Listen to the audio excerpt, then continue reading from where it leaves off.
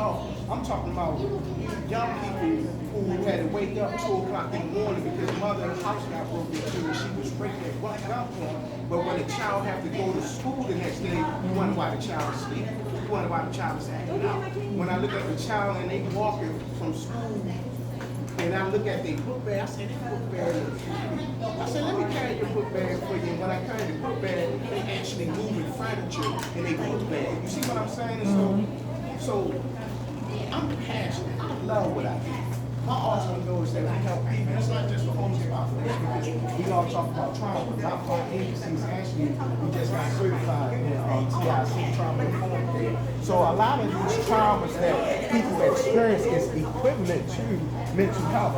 I can look at the signs and symptoms of your traumatic situation and give you a diagnosis, which allow me to be able to build medical assistance. And because of Obamacare, thank him, everybody's entitled to insurance. And so I can kind of use that to be able to provide the correct services that we need to provide. Our city helps traumatize people. You say our city helps traumatize people? That's not true. So I'm gonna give you. You say they help. Even they cause Help.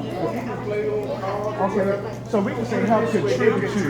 Right. So they help contribute. So I'm gonna give you another example. We had a young person when we had the center on Baltimore Street.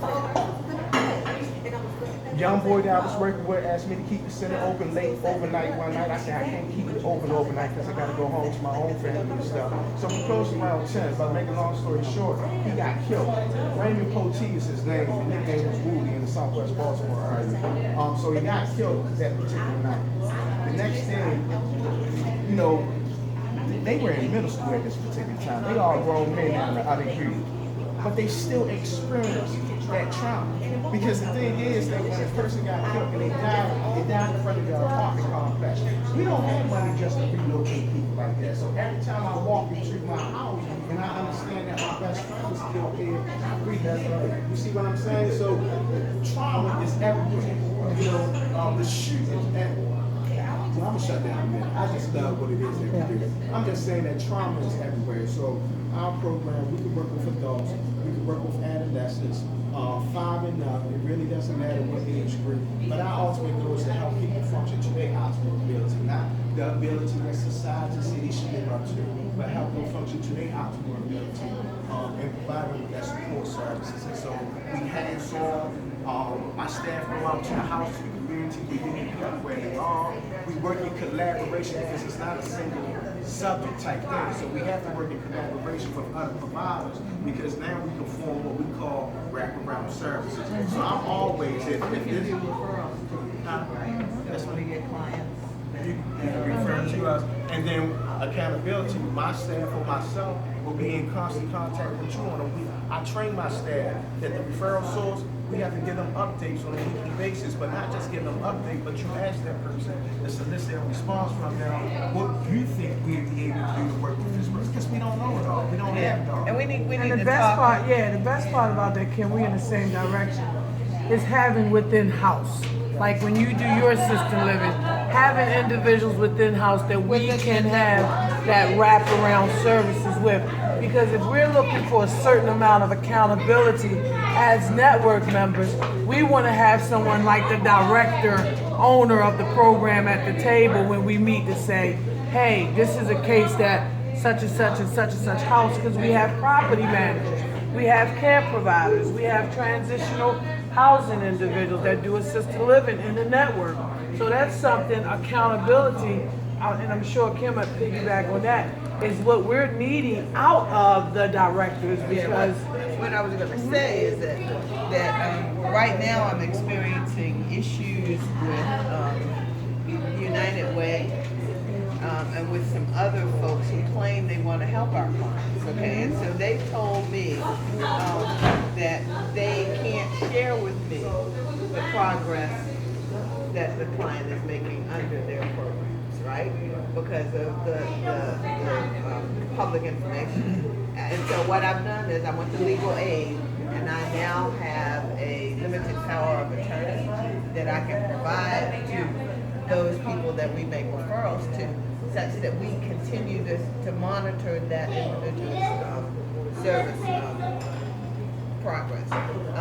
And so I just want to make sure, you know, that from a legal standpoint, there's some HIPAA things, there's all kinds of restrictions that you have.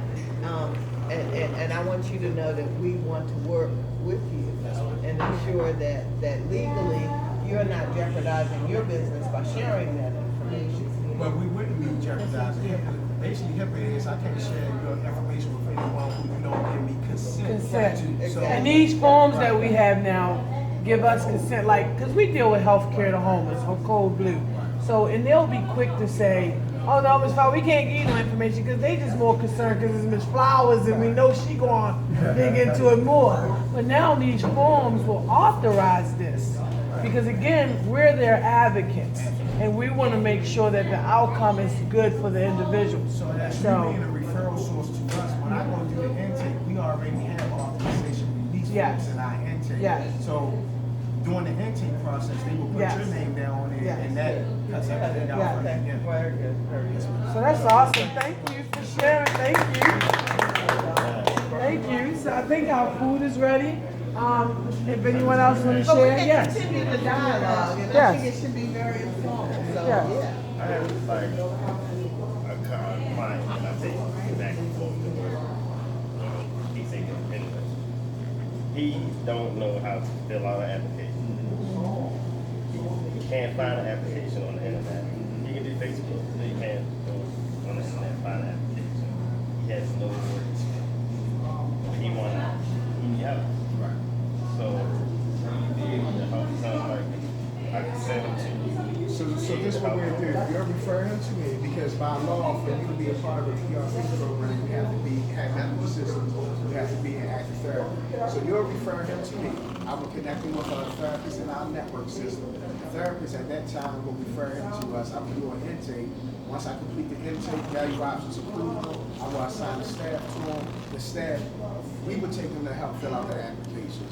We'll bring them to our office where we can print the applications out, help them complete it and things of that nature. Whatever it is that he needs, that staff will be able to assist him with so we can accomplish those goals because that's what's going to make him function in different things in society.